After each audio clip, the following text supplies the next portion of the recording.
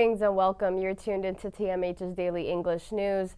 Our headlines today includes a flood that took place on Saturday that killed 10 people, with many still missing in Salaklaha, northwestern Tigray. The Ethiopian Prime Minister's remarks in Parliament have raised questions about his sanity, and the Ethiopian Army Chief of Staff says the army is more than ready to engage in the Tigray forces. As we move on to our main updates, at least 10 people died and many still missing in Salaklaha, northwestern Tigray, due to flooding that took place in an area on Saturday. The number of casualties is still expected to rise as the search for missing persons continues, and officials have said that the impact of this flood was catastrophic because of what Saturday is in the town, which is market day. The floods caused damage to residential and commercial houses as well as livestock. Let's take a listen from one of the victims of the area.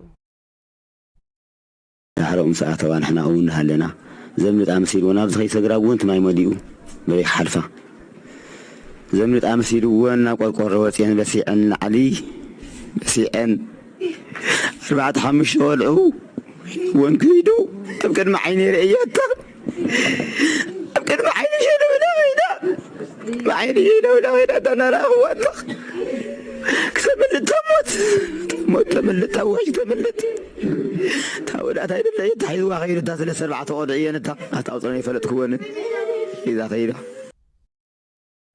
While there's bodies being buried all over the northern region of Ethiopia, currently the Ethiopian Prime Minister's remark at the National Parliament has led several Ethiopians to question his sanity.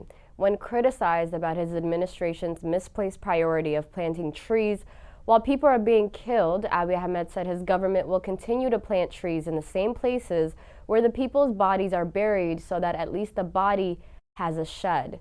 The Ethiopian Prime Minister also compared American gun violence with civilian massacres in Ethiopia, recounting mass shootings in the last 6 months in the U.S. towns and counties, and Abiy Ahmed implied what is happening in Ethiopia is actually normal. Some prominent people have been gone as far as suggesting the parliament should start probing the mental health of Abiy Ahmed. Otherwise, however, lambasted the parliament for incompetence, resorting to his usual way of implicating Tigrayans as being behind all sorts of violence throughout the country.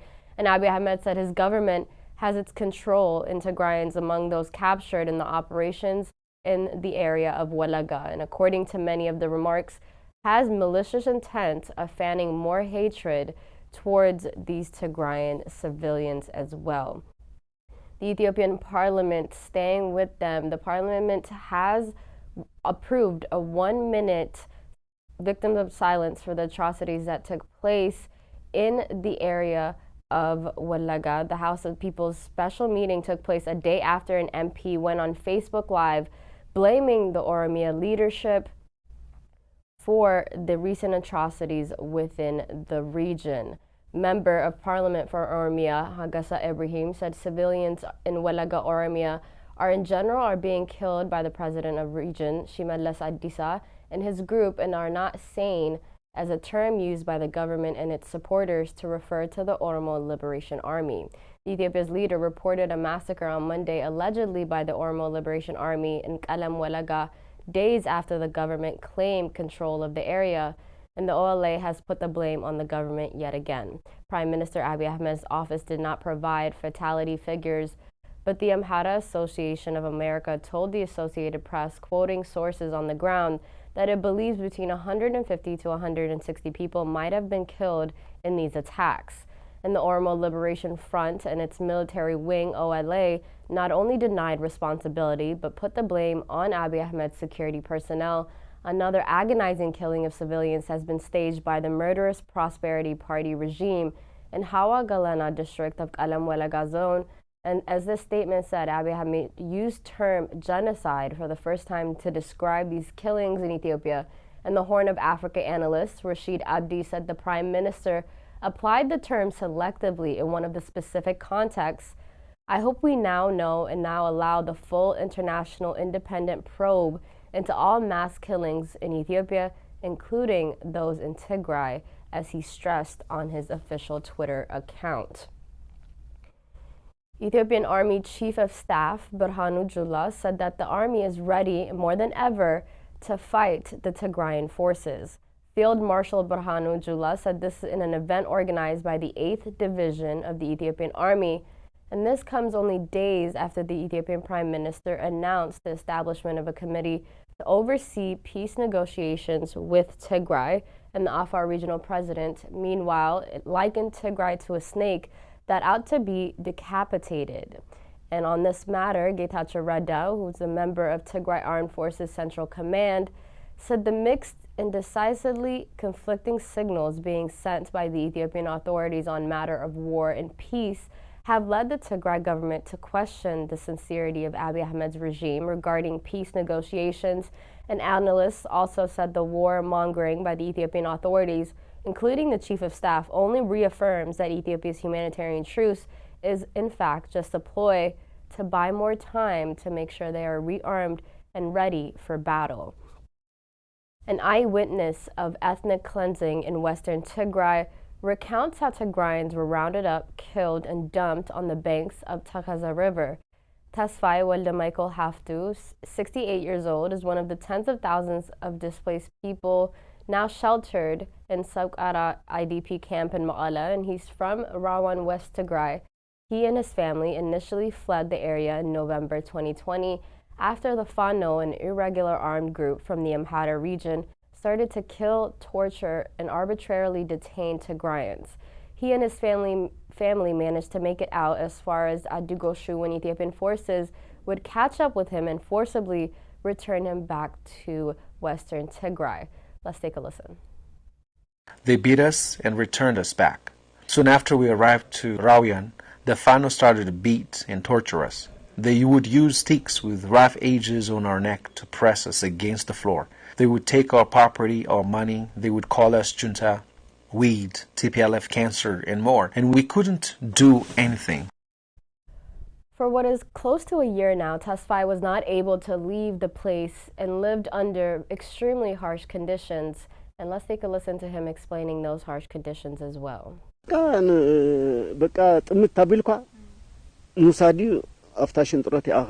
They did as they pleased. They stole what they wanted. If one member of the Fano didn't so much as like how he would look at him, he would just take you to a valley and kill you.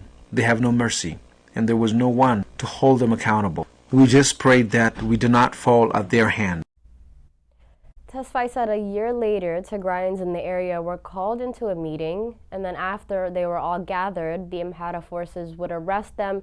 Then the following day, they were loaded onto trucks and taken to Takaza River, east of Rawan. Let's take a listen.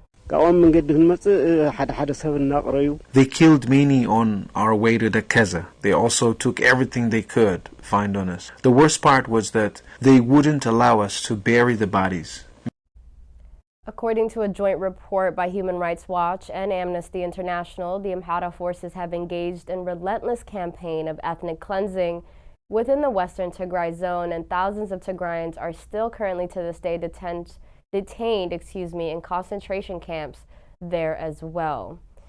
Amongst many of the crises that are currently taking place within Ethiopia, they've been hit by several fuel shortage crises as well. Fuel shortage at pump stations in Ethiopia has worsened this week, with motorists in the capital of Addis Ababa waiting as long as 8 hours just to refill their tank. The pain is poised to bite harder after the government on Tuesday announced a 38% increase in the price of diesel at its plan to stop subsidizing fuel. And according to Bloomberg, commuters were seen waiting for hours before they could ride.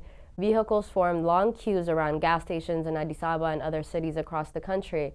And the price of diesel in Ethiopia increased to 49.2 birr, which is 90 US cents a liter, while benzil, which is also gas, climbed to 47.8 birr, that trade ministry said in a statement. And according to the adjustments, are part of the government's plan to gradually remove fuel subsidies within a year, according to the statement, and the new prices will be in effect for a month starting this week. The fuel shortage is yet another challenge for the Ethiopian Prime Minister Abiy Ahmed, who is battling opposition and movements throughout the entire country. As we move on to our final update for today, Samara and Agantina camps in the Afar region are said to be serving as prisons for ethnic Tigrayans. in northern Ethiopia, ethnic Tigrayans in camps for displaced people say they are being held against their will because of their ethnicity after being forced from their homes. VOA was able to access two of the camps where inhabitants say they're not allowed to leave despite lacking food, water, and medicine. And on the surface, the Samara and Agatina camps in northern Ethiopia's Afar region appear to be like other camps for those displaced by the country's civil war, but there have been media reports this year that indicate otherwise and that are serving as prison camps for ethnic Tigrayans who were forcibly taken there and have not been allowed to leave yet. VOA was able to get rare access into these camps where inhabitants say local security forces in December rounded them up from their homes of Abala, and VOA opted not to identify those who spoke due to concerns of possible retaliation. Let's listen to one of the people at the camp.